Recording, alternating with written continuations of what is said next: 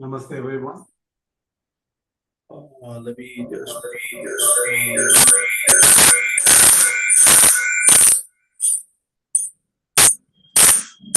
Just a second.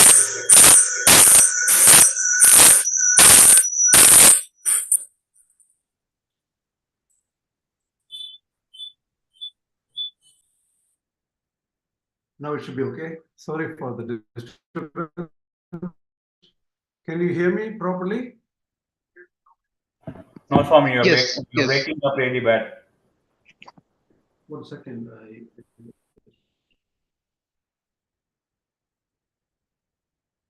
Okay. Now it should be better, right? Am I okay?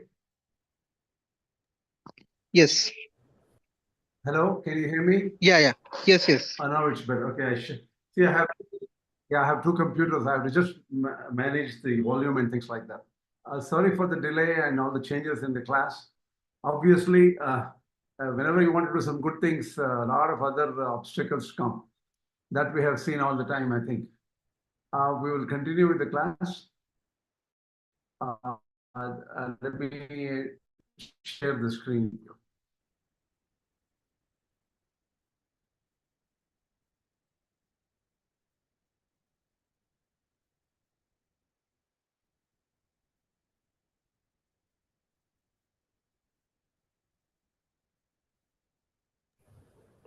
Swami, you're breaking off a little. Can you please check your Wi-Fi?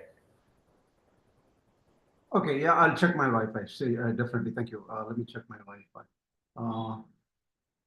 Oh, yeah.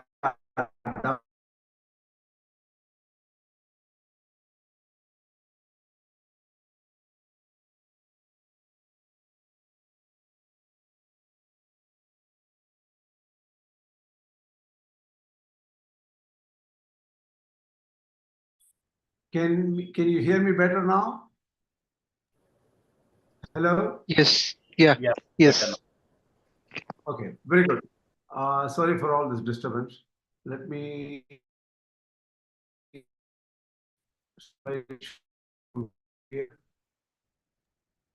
Again, you are breaking off. I think it should be okay now, right? I have not started yet. It should be okay, right? Are we okay? Yes. Yeah. Now, Bhagavad Gītā 176. See, we'll continue with Madhvācārya, and let me change here a little bit. 1 second. Okay. Yeah. Traiguṇya Vishya Veda Nistraiguṇyo Bhavarjana Nidvandvo Nityasattvasto Niryogakshema Atmavan. This verse was completed earlier. But this particular verse, what it says is, see, in the Vedas, a lot of karmas were prescribed, which are all traiguṇya vishya. And Lord Krishna is telling Arjuna, Nistraiguṇyo bhavarjuna, do not get caught up in the desires and desire-oriented karmas. So the thing is, traiguṇya vishya Veda means the Vedas support kāmya-karmas because they are all prescribed in the Vedas. Swarga kamo yajeta. If you want to go to heaven, do this yajna. It's prescribed already. So do you think Vedas are there only to prescribe desire-oriented works and how to get your desires fulfilled? Is that the goal of the Vedas? No. So the thing is, this traiguṇyo bhavarjana means these, apparently it looks like the Vedas are supporting kāmya-karmas, but that is not the purpose of Vedas. The purpose of you have to get away from the desires. How should you understand this? Nistraiguṇyo bhavarjana. Nistraiguṇyo bhavarjana means try to solve the bad effects, neutralize the effects, the bad effects of the three gunas. Sattva, rajas, tamo gunas can cause problems. And due to the impurities resulted from these three gunas, sattva, rajas, tamas, you have to neutralize the poison. Neutralize the poison injected by these gunas. Remember and meditate on Vishnu constantly, you will be released from all these problems. That's a general meaning Madhvācārya gives. Nirdvandvo is have equanimity. When you lose something, when something fails, do not lose hope. Treat rain and shine or ups and downs of life, anything with the same kind of mind, with equanimity. Nityatva sattvastaha means constantly meditate on Vishnu. Niryogakshema atmavan. Don't even think of achieving something you don't have and protecting something you have. That will not give you purity of mind or even the realization of Atman. So that's what you need to do. That is given earlier in the Bhagavad Gītā according to Madhvācārya. Carefully, this work we are trying to do, okay, is hard. We are now dealing with three bhashyas, right? That is, we are now doing Madhva Bhashya on this. The problem is, do we remember what Ramanuja.org told about this verse? Do we remember what Shankaracharya told about this verse? There's a lot of homework people have to do to think and understand these verses properly. So what exactly is the difference? It's very hard. And it's not possible to even explain because that will keep on going back to the other bhashyas. So we have to focus on Madhva Bhashya here. Niryogakshema atmavan, clearly Madhvācārya mentions, think that you are not equal to Vishnu or you are not one with Vishnu. There is no merger into Vishnu. Vishnu is the helper, giver of all fruits for you. So he is the Swami, he is the ruler, he is the leader, he is the giver. You basically have to get everything from Vishnu. Remember Vishnu constantly. He will help you, cure the poison of these three gunas. And hence, don't think all the kāmya-karmas are there only to help you get all your desires. And we'll come to the true, why does Vedas even prescribe kāmya-karmas? That we'll answer a little bit later. So this is the idea of the background I'm giving you, because this background of 45th shloka is necessary for us to understand the next shloka. So far, okay? Do you understand the background? Yes. No.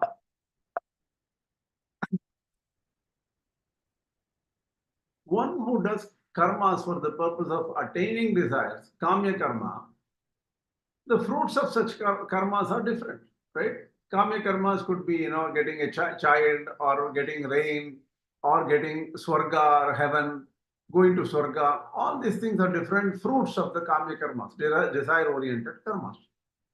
And people who do those karmas as prescribed by the Vedas will get the benefit. But these kāmya-karmis do not get the benefit attained by the Jñānis, right? So Jñāni has a different goal and different fruits of what he can achieve. His main goal is to attain Mokṣa and attain Jñāna, that is to understand truth more clearly, to become the true Jñāni. So the fruits for a Jñāni and the person who is interested in desires, these are two separate things. Why should Krishna denounce the kamya-karma, desire-oriented karmas? In traiguṇya bhavarjuna, he is saying, that's not good. Kamya-karma is not good. See, the fruits are different. Jnani can get his fruits and karmi can get his fruits. Why should the kamya-karmi be denounced in Bhagavad Gītā? That is the question assumed by Madhvācārya. Okay. now the answer comes here. Yavan artha udapane sarvataha samprutodake tavan sarveshu vedeshu brahmanasya vijanataha. This is 2.46. Like an ocean definitely contains what is contained in a well, right? Well has so much water. Ocean has immense amount of water. So definitely ocean contains what is there in the well. So what this analogy is used to explain the fruits achieved by a Jñānī. Jñānī gets the fruit of the like ocean because he gets moksha, right? That includes the fruits obtained by a karmi, which is like heaven or Indraloka or any kind of petty fruits. They are minor, they're small. Hence, the Jñānī has so much of value, and what he achieves will obviously include petty gifts and petty goals achieved by the desire-oriented people. That's what this shloka means for Madhvācārya. He slowly explains some details about this because his explanation of to some extent there is similarity with other acharyas, but distinctly he brings in some new different meanings here. Tathapi kāmya-karmanam phalam se jñāninam na bhavati iti samyameva ityataha yavan arthodapane. Basically, the Sanskrit is saying, yes, what is the context of this yavan arthodapane? So the thing is, udapane means a small well or a little lake or something like that. Udapane kupe. Kupe means well. So whatever ocean has can give you a lot, and whatever you get out of a well is included in this all-devouring kind of huge ocean. So a person, so evam sarveshu vedeshu yat phalam tad vijanato api jnaninaha brahmanasya phalaya antarbhavati. If a person knows the Vedas completely and truly knows the essence of the Vedas, he is a Jñānī. So in his what fruits he attains will include all the fruits given to the karmis, which are small. And only for a vijanataha, only a person who knows clearly the meaning of the Vedas, not superficially, very intensely, very clearly the essence of the Vedas. For him, all the phalas, all the fruits will come. How? Brahma anati iti brahmanaha aproksha jnani. Jnani means not just textbook guy. Oh, many people in English, particularly when they translate the word Jnāni, oh, Jnāni is knowledgeable guy. He's read a lot of books. That's not what Jnāni is here. Brahma anati iti brahmanaha. A person who realizes Brahman, he's close to Brahman, he's almost ending up in attaining Brahman. Aparoksha Jnāni means, paroksha means indirect. For example, paroksha means like if you directly experience the heat of, say, a flame. There's a flame there, you touch the flame, so suddenly you feel, oh, this is hot. There's a direct experience. Aparoksha means indirect. Paroksha means indirect. Paroksha means indirect means, oh, somebody says, oh, fire is hot. That's just language. Then the language will give, oh yeah, fire, flame is hot. That's just a knowledge, indirect knowledge. But direct experience is different, right? Aparoksha means not indirect. That means directly this Jnāni experiences the bliss of Paramatma. He is close to Paramatma. Sahi Brahma gacchati, he goes to Brahman. Vijanataha iti jnana phalatvam tasya darshayati. So a person who knows all the Vedas truly gets the realization of Viṣṇu through the help of Viṣṇu. What is the secret of knowing all the Vedas? To know that Viṣṇu is supreme. And is that so simple? No, it's not simple. In every Veda, there's so much of complicated meanings. In all these things, how do you understand Viṣṇu is supreme? It's quite complicated. And just not understanding the understanding becomes indirect language, right? Oh, I understand what Vedas say. That's just indirect. Direct means I experience the truth of the Vedas directly. I experience the Lord directly. That is aparoksha jnana.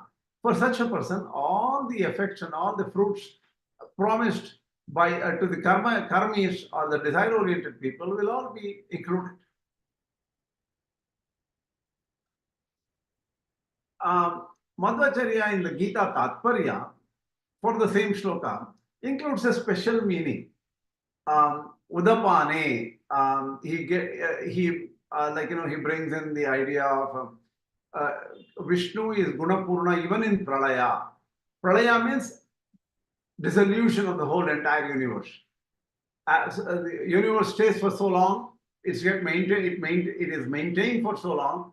Later on, the universe dissolves, and again the cycle starts. The creation cycle starts. That is what the cyclic view of creation is mentioned in the Bhagavad Gītā and Upanishads and so on.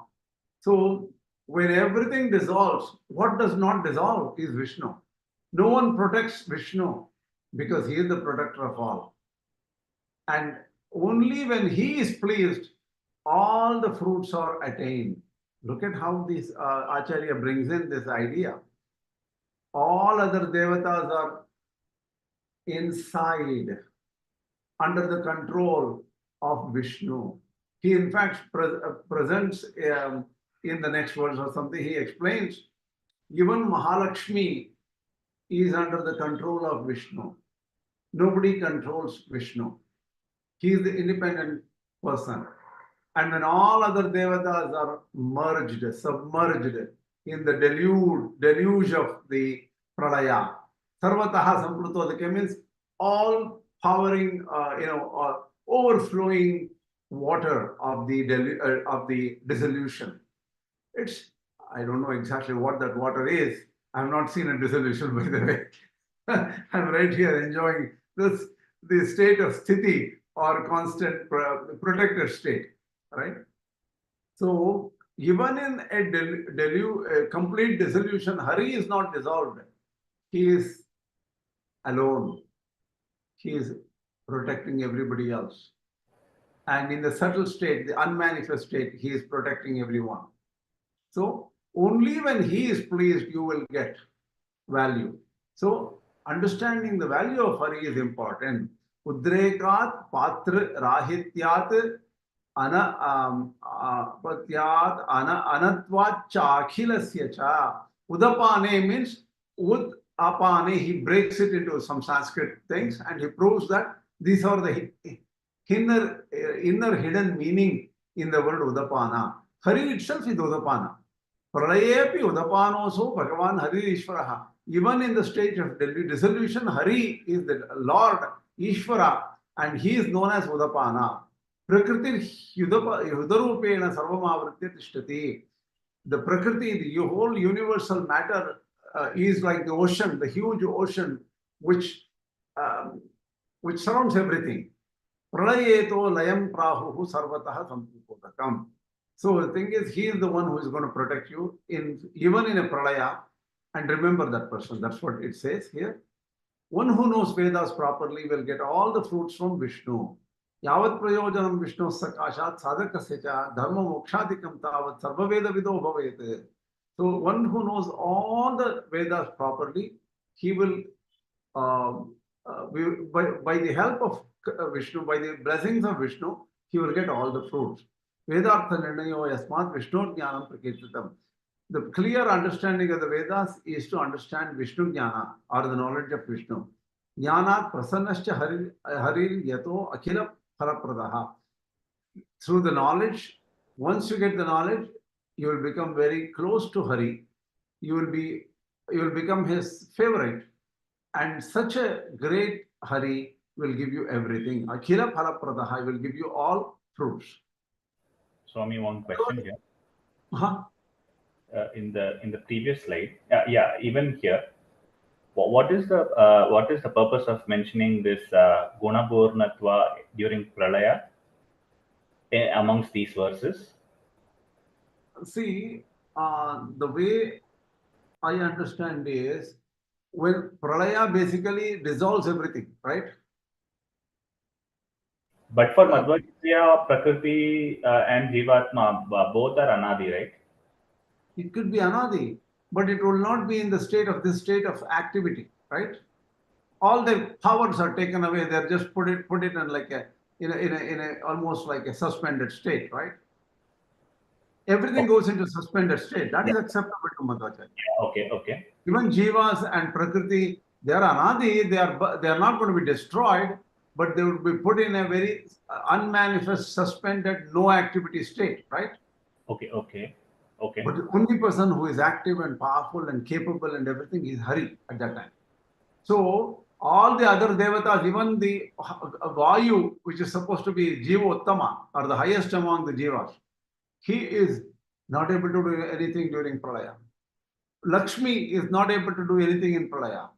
He is the only person who still is there for you, even during the state of Pralaya.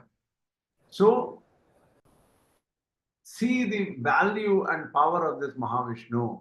That's what they're saying.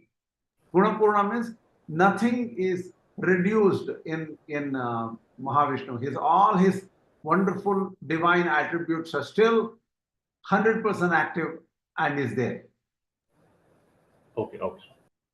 I have one comment here. There is this shloka in the 9th chapter. Ananyas chintayanto mam yejana paripasate. Tesha nitya yogakshemam vahamyam. So that actually relates to this particular shloka. Bhagavan himself will actually Exactly. this thing. True. Correct. That is true. Because a person who only thinks about Vishnu without even expecting anything, he will take care of all the needs of that person in every form, in every way. That is definitely the right shloka there. Okay. Kalad yanaschayo Vishnu tasmad yavat phalam tavat sarvavedeshu visheshajñasyaiva bhavati ityarthaha. Everything is under the control, including the time and everything, are under the control of Vishnu. So all the fruits are under his control. And a person who knows the truth of the Vedas, Visheshajña means the essence of the Vedas, he knows Vishnu is highest. Obviously, he will become attracted to Vishnu. And once he knows that Jnana is there, Vishnu becomes very attracted to this devotee and will give everything to this devotee. Sarvehi Vishnoranye Pralayakale na udriktaha. Nobody else is active with all the powers. What does Guṇas mean? Jnana, Bala, Shakti, Virya, Tejaha. Jnana means knowledge. Jnana, Bala means energy, capacity, effort. Bala, Shakti, power. Virya. Virya is what do you call continue to operate with power, right? Virya, Tejaha, resplendence. All these activities, whatever these gunas mean, you can go refer to the right books which will explain the true meaning of these gunas. I may have messed up here a little bit, but all this Jnana, Bala, Virya, Shakti, Tejaha is ever present, even during Pralaya, only to Vishnu. The other people don't have it. Echodrikta mukta ramacha tepi na palaka varjitaha Vishnu palyatvat. Even Rama or Lakshmi is being protected. Even the muktash, the already who have attained moksha, they also are protected by Vishnu only. So they are not independent. Nacha mukta kaladi cheshtakaha nachotriktatvam tesham tadvat ata udapane Vishnureva pralaye visheshatopi. So in Pralaya only Vishnu is active with all auspicious qualities. Ani davatagam swadayatadekam tasmat dhan anyan na parah kinchana asa. This is the famous verse from the Rig Veda, which is Nasadiya Sukta. And the Nasadiya Sukta, he says, only Vishnu with Swadha was there. Swadha is, I think, Lakshmi, according to Sri Vaishnava tradition. Swadha, according to Madhva tradition, I don't know. So here, basically, Madhvācārya mentions only Vishnu is there and nobody else is there at that time. Tama asit tamasa gudamakre praketam sariram sarvama idam. All this was water. Everything was enveloped during that time, before the creation. Apo va idamagre salilam asit. Before this creation, everything was water. Salil, they say it as salila. Asita salila eko drashta advaito bhavati. That water might even refer to jnana or consciousness, right? Eko drashta advaito bhavati. There was one seer, that is Vishnu only. Advaita, there was no second seer. Ityadi shrutibhyaha. This is explained in the Shrutis, in the Vedas. So remember the power of Vishnu. Our other people go to sleep, other people go to suspended state. They won't help you at that time. Vishnu is there ever for you to for your help. And the Jnānī who knows this will get all benefits. Knows this means just not textual knowing. Oh, I understand what it is. Not like that. Completely, directly knows it. That means he has to do jnana, tapas, all the meditation and everything, whatever he does, and he has to get the blessings of Vishnu to even get that knowledge. So next verse is Karmaṇy-evādhikāras te ma phaleshu kadachana ma karma phala heturbuhu mate sangostu akarmani. See, now we come to the portion of karma, right? Acharyas have different view on the karma. And this, see, whenever they say karma here, mainly it refers to Shastra Vihita karma. That means what is ordained in the Vedas. If you look at it, all the Bhagavad Gītā or even the original commentators like Shankaracharya, Madhvācārya, Ramanuja.org, they all accept Vedas and they only make meanings out of the Vedas.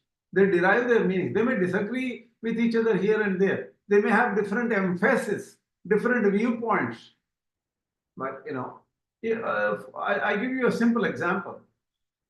Take the Mount Everest, right? Mount Everest, that's one. So everybody should agree that that is Mount Everest. And why there is conflict between people about what is Mount Everest or not? Yeah, whatever there it is in north of India, that whole thing, the huge range, and Mount Everest is one big huge mountain. And there should be no conflict or different views on that, right? But if you think about it, you look at Mount Everest from India side, you see a different picture of it. You see it from the Tibet side, you see a different view of it. From the China side, from some other side, you see a different view. So even for an ordinary material object, you have different views. Similarly, Acharyas may have different view based on how they give priorities to different aspects. Here, Jnana and Karma are two very interesting aspects of the entire philosophy. If you want to understand philosophy, first understand what is Jnana, what is Karma. And all these karmas are Veda Vihita karmas mainly. They have already denied and said that desire-oriented karmas are not interesting, not important. But they talk about both here because Vedas have talked about desire-oriented karmas also, right? So what this Karmaṇy-evādhikāras te ma phaleshu kadachana, what the meaning given here is, Arjuna, you are a Jñānī. It will come later why Madhvācārya classifies him as a Jñānī. Question to everybody. What does Shankaracharya classify Arjuna under? What category? A lower aspirant. Lower means what? Ajnana. Ajnana, yes. Oh, 1 second. You get back. So, Madhvācārya puts Arjuna into the Jñānī category. He's a Jñānī. For Shankaracharya, he is an ordinary person who is not a Jñānī. He is not knowledgeable. He is only, for Shankaracharya, he is only eligible, capable of doing the Veda Vihita karmas only. He is not eligible for Jnana, knowledge of Brahman. That's how he takes it. interesting. It's very complicated. But let us understand Madhvācārya view. Obviously, if you go back to the previous lectures, long time back, we talked about this particular verse according to Shankaracharya. So when I'm talking about Madhvācārya, I'm not going to bring too much about Shankaracharya's view here. But here and there, just a little bit of superficial reference to Shankaracharya's view here. That's all. Otherwise, people will get confused. And I was thinking about it.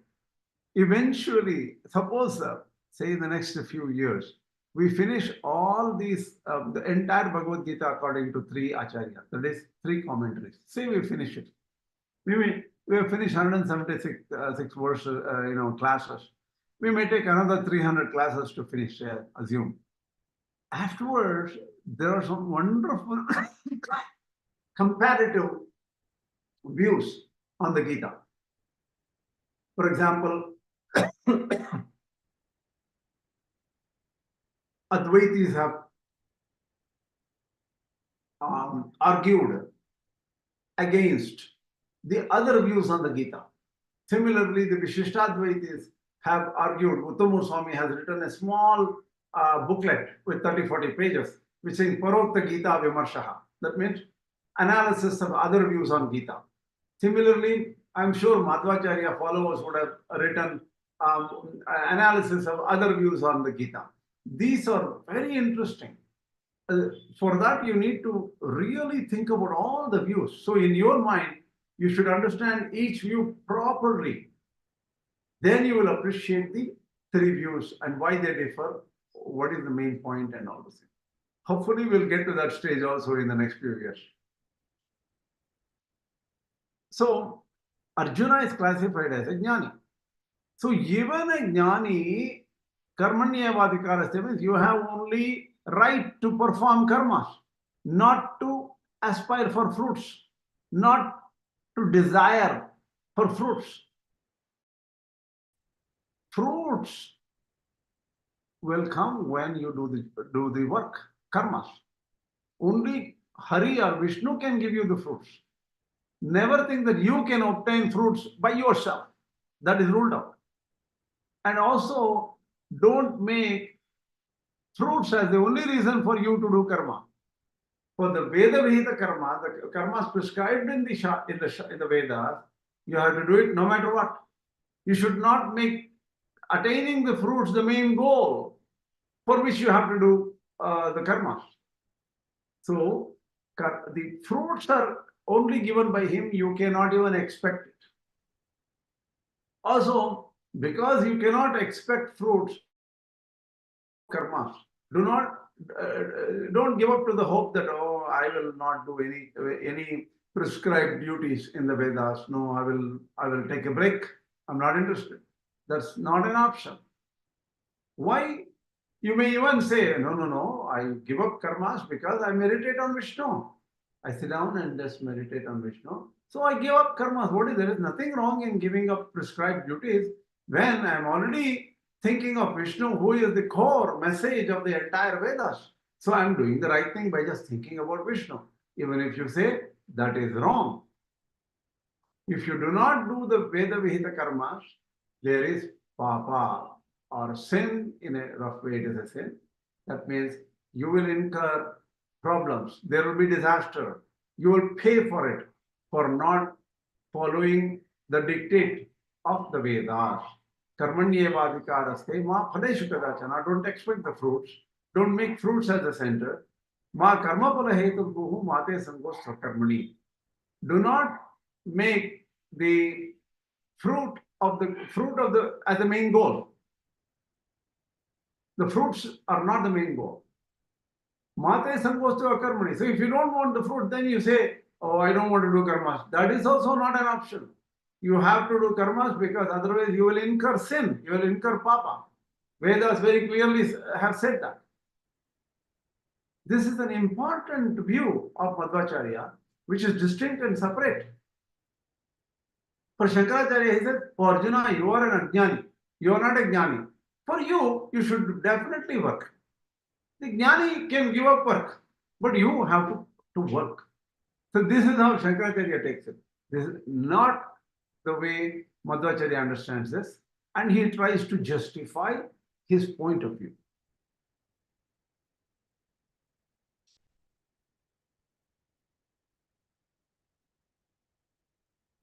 Kāmatmanam nindakrita kathamesham vargakamo rajeta ityado kamasyapi vihitatvad aha karmaṇy-evādhikāras. See, in the Vedas, they have clearly swargakamo yajeta is there, right? One desirous of heaven should do this yajna or this sacrifice, this yaga he has to do. So it's indirectly saying you can desire there's nothing wrong in desiring heaven, swarga, right? So it says, no. The swargakamo yajeta injunction means the work is prescribed, not the desire. It's not saying you should desire swarga. So don't misunderstand the sentences of the Vedas. So kama of swarga is not vihita. The desire of swarga, desire of heaven is not prescribed in the Vedas. But the karma is vihita. But actions are prescribed. If you don't do karmas, there is anartha. That means there is misery. Papa. So everyone should do Veda Vihita karma. Whatever is prescribed in the Vedas, everybody should do. But don't be desirous of the fruits. Hence, do karma without any interest or desire for fruit. It should be phala-asakti, not askakti, asakti. I made a mistake. Okay? Phala-asakti. Swami, can you explain this again? The karma of swarga is not mentioned in the Vedas. Is that what is said here? Yeah, so the thing is, the swarga kamo yajeta means person who is desirous of swarga should do this yajna. Right? But the Vedas are not saying you should become desirous of swarga. If you happen to be desirous of swarga, do this yajna to attain swarga. It is giving you a methodology to attain something you want. It is not telling you to want swarga. It is not telling you to go after swarga. It says, if you are desirous of swarga, do this yajna. I'll give you a solution to your problem. That's all. The problem is yours. You are desirous. I understood. Yes, sir.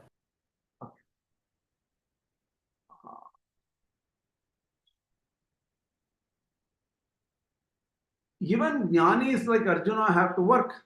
Then obviously others have to work. That means the rules and regulation prescribed, the vidhi, nishedha, do and don't do kind of stuff given as a list of stuff to be done and list of stuff to be avoided are very important.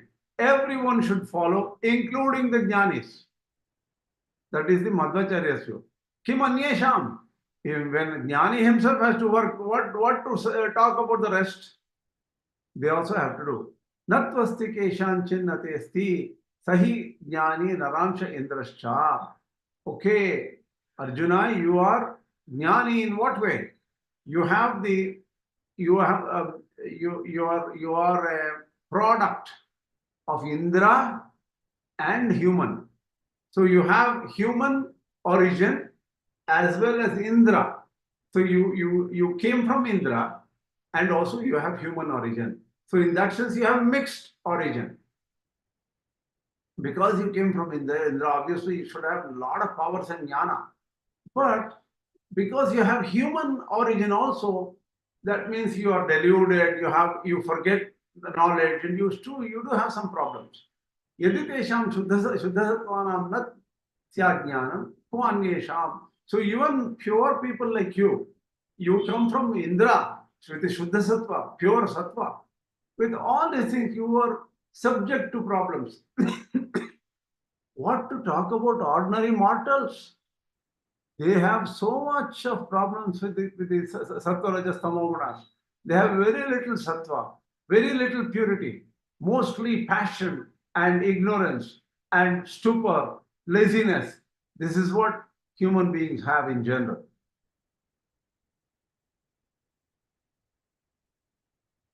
So Partha Arshtishena, this is somewhere it seems Chaturmukha Brahma, a great person, has done a list of Jñānis, the list of knowledgeable people, Jñānis.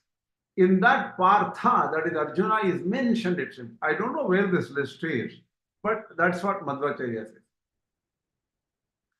Look at how Madhvācārya understands. Look, when you do the work in a correct way, whatever prescribed work in the karmas in the Vedas, you will get the phalas, you will get the benefits, asvatantrena, independently. Whether you like it or not, the fruits will come when you do the work, do the karmas. But here, say, do not desire, kāmya-karma. So don't go after the fruits. The desire for the fruits is optional. You can have a desire or you don't have it. You don't need to have a desire. So what the shloka is saying, do not desire for the fruits. So, and the karma phala, or the fruits of the actions, will not automatically happen without you doing the karma. Karma abhave. If you don't do the karmas, the fruits will not be will be obtained. And you can do whatever, you can jump up and down. If you don't do this particular karma, you will not get the prescribed fruits. The goals will not be achieved. Bhavanti ja kāmya-karmino viparjaya prayatnepi avirodhe. Suppose you do kāmya-karma.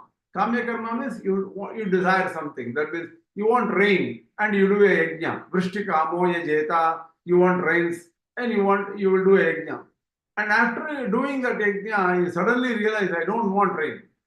Even if you try to stop it, it will definitely, the effects will be there. So here, option to do and option not to do is there for you. But what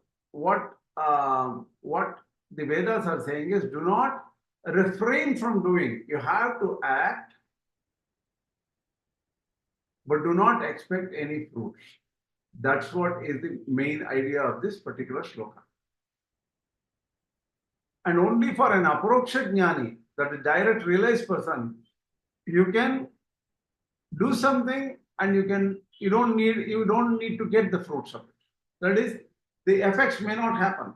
It will not, because he has aproksha jnana, he doesn't need the effects. न तो ज्ञानादिना अकामनैव वा फलप्राप्तो अतः कर्मण्येवाधिकारः अतः तदेव कार्यं न तो कामेन ज्ञानादि निषेधेन वा फलप्राप्तिः कामवचनानां तु तात्पर्यं भगवतैव उक्तं रोचनार्थं फलश्रुतिः यथा वैषज्यरोचनम् इत्यादो भागवते. So the thing is, in the why does the Vedas give prescriptions for people to do kāmya-karmas, desire-oriented works? They say, Swarga kamo yajeta. It says, okay, why don't you, if you want Swarga, do this yajna, you will get Swarga. So why does Veda should not have, helped out? No. Because this Rochanartham Palashrutihi is, the Bhagavata says, let all the people follow the dictates of the Vedas to give initiatives. What do you call that? To give encouragement for people. Okay, I'll give you this stuff. That means you can go to heaven, you can go to this, you can get all these things. So they're basically making you work and follow the dictates of the Vedas to get you into that habit. Yatha vaishajya rochanam, because the kids will not eat medicine, right? So they sugarcoat the medicine and give the sugar-coated pills. Oh, then they will like it. So like sugarcoating, the Vedas are giving you the attraction to get something of some value. But what really Vedas mean is, they want you to follow the dictates of the Vedas, because that will protect you. That is the idea of the Vedas here. Here there are some details I want to explain in the next class, because what it means is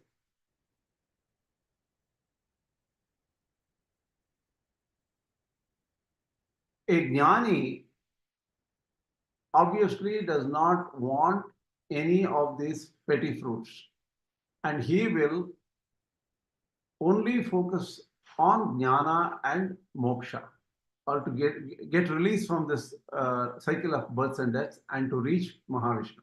That is the idea there. Some more details are there. I'll come to it later. Atayeva kāmya-karma ityarthaha natu kāmi bhutva. Vedas are not pushing you to become desirous.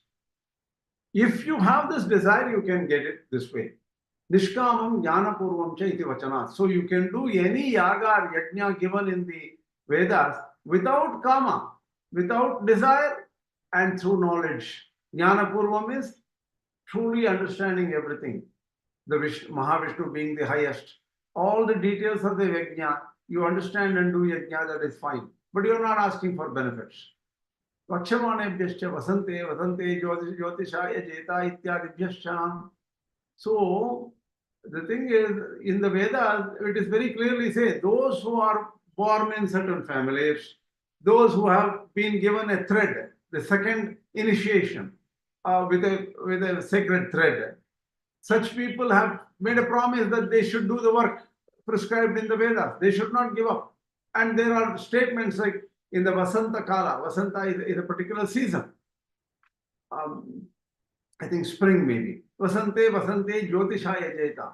Jyotisha is a type of yajna. They have to do yajna in every Vasanta season. That they cannot give up. That means it is nitya karma in a way. That is prescribed on a particular date. It has to be done. It could be naimitika karma. Doesn't matter. So there are prescribed duties in the Shastras, and all the Veda followers of the Vedas have to do such duties. Ato ma karma phala heturboho. So they are required for you to do. Don't go after the fruits of the karmas. Karma phalam tattuto hetur yasya sa karma phala heturu. If the only reason for a person to do a job is to find the fruits. I want this, I want this. The goal should not be the idea there. Samabuhu, don't do that. Tarhi nakaromi ahad. Don't refrain from work. You have to do the prescribed karma. Anya phala bhavapi mat prasadakya phala bhava. There are no fruits, but you will get the benefits of the blessings of Hari. So even if you don't ask for any fruits, you will be my favorite. You will get my blessings and support. So there are some people in the Bhagavata, they say, I do all the karmas, all the karmas. I think this is a person called Prachetas. Prachetas in the Bhagavata says, I am only doing all Vrinimehete Paritoshanaya. I do all this work for your benefit, to just please you, Hari. Anindanat Visheshata Itaranindati. So thing is, such works are valid because great people like Prachetas, Rishis and all do the job, do the work given in the Vedas. Samanyam Vishesho Bhadate Prasiddham Sarvananaya Naikam Nitram. So the thing is, they are not saying give up all fruits. Attaining Jnana, or the knowledge of Hari, and attaining Moksha, or release from the cycle of births and deaths, and reaching Hari, these are not kamas, these are not desires. So when you say give up all desires, they are not asking you to give up the desire to reach Hari. They are not asking you to give up the desire to understand the true knowledge. They are exempt. Just like Sarvananaya Naikam Mitram. Oh, get all the people here, but don't bring Mitra. That means they what do you call? They are, when they say Sarvananaya, don't bring everybody here. That means the word Sarva is the general rule, but the special rule is Naikam Mitram. That Maitra is there, don't bring that guy here. Right? So this is an exception. Similarly, giving up all fruits is okay, except Jnana and Mokṣa. Jnana and Mokṣa, that is desire to attain Hari, desire to get true knowledge, are not desires. They are allowed and they are required. Some people don't even want to get moksha. Bhaktim anvichantaha. There is only want pure devotion to the Lord Hari. Pure devotion. Brahma jignasa, vijnaya prajnam kurvita. Only knowledge of Brahman is, knowing the knowledge of Brahman, do all the works. Drashtavyaha, ityadi vachanebhyaha, atma varo drashtavyaha. So you have to attain Atma. These vachanas are there in the Vedas. The Atma varo drashtavyaha, shrotavyaha, mantavyaha, nididhyasitavyaha. Right? That means Atma is to Parabrahman. The Hari is to be realized.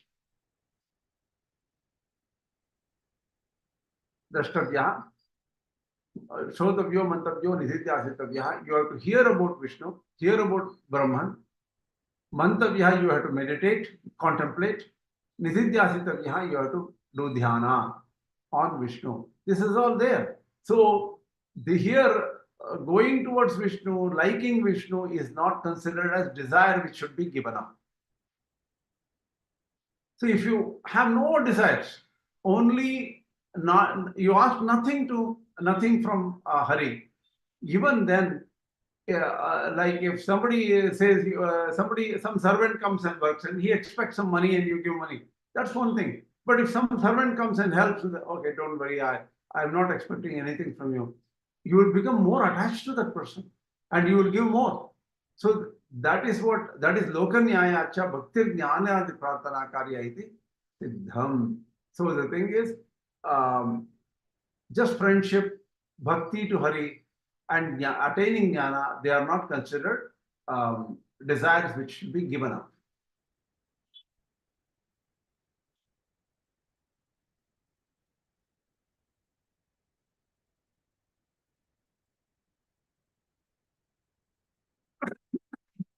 In the Gita Tatparya, it continues, Karmaṇy-evādhikāras tvadādeha jīvaha. You only have capability, eligibility to do the karmas prescribed in the Shastras. Phalantu madāyatam iti bhavaha. The fruits is only given by me. That is Krishna says. Krishna, that is the idea. Hari is the giver of fruits. Ma karma phala heturboho. Don't be desirous only after the fruits of the karmas. Na ishvaro hamiti bhavam kuru. Don't think that you can achieve the fruits by yourself. You are not an Ishvara, you are not the Lord. So this is important. Eshahu subhashubhaih karmapalairenam samyojayetina swayam samyukto bhavati yadhenam karmapalaihi samyojayetina swayam samyukto bhavati tasmad anyaye vaso bhagavan veditavyaha iti paingishruti. Madhvācārya refers paingishruti, which says the good and the bad people get the fruits of all the karmas, the work they have done. The person who gives the fruits is not themselves, but somebody else. That is Vishnu. Thus, swayam samyukto bhavati. You will not get the fruits of, just because you did something, you will not get the fruits. Somebody has to give you the fruits of your work. Yadhenam karmapalaihi samyojayati na swayam samyukto bhavati. You will not automatically get fruits. So the giver of the fruits is different from you. And he is the Bhagavan. And he is to be known and meditated upon. This is the Paingishruti, the verse from Paingishruti. Now, the next verse is Yogastah kuru karmani sangam tyaktva dhananjaya siddha siddhyoho samo bhutva samatvam yoga uchyate. This is the 48th verse. In the next few verses, some important information is given. And watch carefully and try to understand. And then we'll slowly get into the Sthita Prajna verses as understood by Madhvācārya. Hope things are going okay. So hope you are getting some benefit from all these explanations. Swami, I have a question. Okay. I'm not sure if this is to be. Should we analyze this logically? What Madhvācārya's views are here? Are we supposed to do that? What does it mean? I don't understand. So he Vishnu means says what? in the verse 2.47, he starts off by saying that you perform karmas. Yes. And he says that once the karmas are performed in the correct manner, the respective fruits will be attained, whether one desires it or not. Yes. Then he says that don't think that you because of you the fruits are achieved. Vishnu is the giver of fruits. Yes. Is this not contradictory? If They're not. if the karmas are performed in the correct manner, the fruits will be attained. If it is said like that, then the idea that Vishnu is the giver of fruits, those two statements, are they not No, contradictory? they're not. See, automatically the fruits will come means Vishnu is going to give you the fruits. That's all. The giver of fruits is always Vishnu. I understand that statement that Vishnu is the giver of fruits. That's why I'm asking: is this okay to, when we analyze this logically? It could sound contradictory, right? That's why I was asking the first question. I don't think there is not- there is any contradiction. No, there is no contradiction. Okay. No contradiction. All it is said here is the kāmya-karmas or the desire-oriented works are all prescribed in the Vedas. If somebody has the desire, they can do it. Okay, but that is only the fruits you achieve are temporary, and you will have to come back. So the very purpose the kāmya-karmas are prescribed is to attract people towards the Vedas, to respect the Vedas, to follow the Vedas. That's all. They're just like, an attraction. The true value of the Vedas is to tell that Vishnu is the highest, and you will have to go get the knowledge of Vishnu and do not have any interest in all these desires, because that will take your mind away from Vishnu. That's the whole purpose of the Vedas. That's all they're saying. Okay? I have one question. Okay. Hello. Yeah, go ahead. Yeah. From Madhvācārya's point of view, I just wanted to know, how does he exactly differentiate between a Sankhya yogi and a Karma yogi? Because in both the cases, he concentrates or focuses directly on Bhagavan himself, not on the Jivatma. So how does he differentiate? But in every shloka, he differentiates here and there. Okay. See, this is a bigger question. Let me take this question next time we meet. I'll take this question up, and please write it up in the channel, your question, and I will answer this question when we meet again, because I have to think about it properly and how exactly. It's a complex question. That's why I can't remember everything he has said. Because what is Sankhya? What does Sankhya mean to Madhvācārya? And all those things come up. That's why. Okay. Okay. Of course, for Madhvācārya, what do you call Atma Tattva, Paramatma, Jivatma, they all are involved.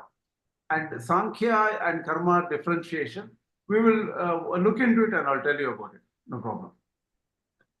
In this, See, one important thing while answering your question is that be careful not to tell you what Ramanuja.org said and what Shankaracharya said to answer your question. We have to clearly say what exactly Madhvācārya said. So it will take some preparation.